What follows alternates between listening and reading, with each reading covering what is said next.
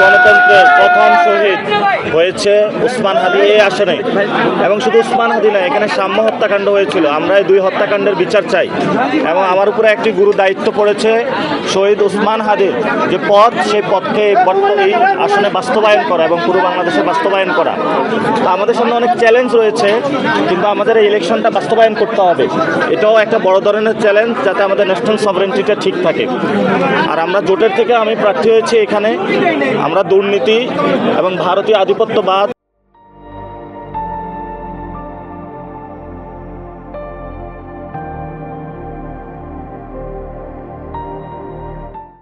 এবং আজাদির স্লোগান নিয়ে ইনশাল্লাহ মাঠে থাকবো, যাতে আমরা বাংলাদেশের মধ্যে ঢাকা আটকে সবচেয়ে সেফেস্ট এবং সিকিউর একটি প্লেস বানাতে পারি। সেই যাত্রা আমাদের অব্যাহত থাকবে এবং ইনশাল্লাহ আমি এখানে আমরা জয়ের লক্ষ্যমাত্রা নিয়ে নেমেছি।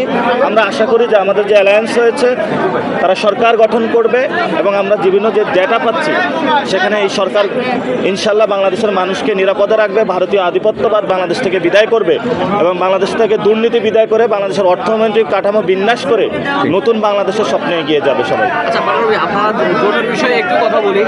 আপনাদের জোটটা নিয়ে ব্যাপকভাবে সারা দেশে আলোচনা হচ্ছে এবং বলা হচ্ছে যে আপনাদের ব্যাখ্যাটা কি, যে আদর্শিকভাবে যে আপনাদের যে অবস্থান সেটা তো ঠিক থাকে, তারপরেও জামাতের সাথে জোট অনেকে প্রতিক্রিয়া জানাচ্ছে আর কি ব্যাপারটা সার্বিকভাবে সেইখান থেকে। এবং ওসমান হাদির আসন থেকে আপনি দাঁড়ালেন এবং সেখান থেকে শুনছি যে তার ফ্যামিলিরও কেউ করতে পারেন নির্বাচন।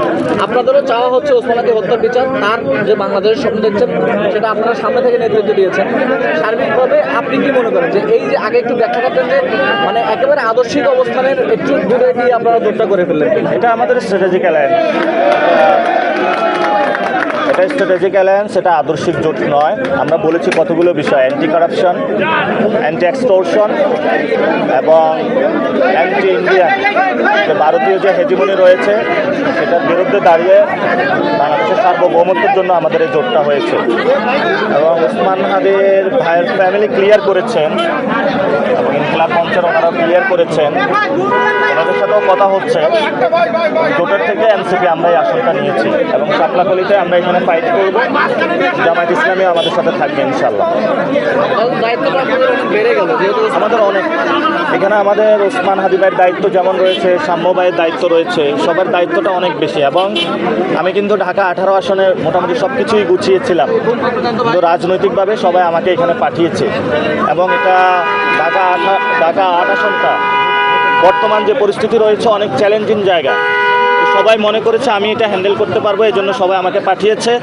আপনাদের যদি দোয়া থাকে, সমর্থন থাকে এবং এই জোটের প্রার্থী আমি এখানে হয়েছি, আশা করি এখানে যে চ্যালেঞ্জগুলো আছে আমি মোকাবেলা করতে পারবো। গণঅভ্যুত্থানের পর অনেক চ্যালেঞ্জ আমি মোকাবেলা করেছিলাম এবং এখানে ভারতীয় আধিপত্য এবং ভারতের অনেকগুলা এলিমেন্ট এখানে অ্যাক্টিভ আছে।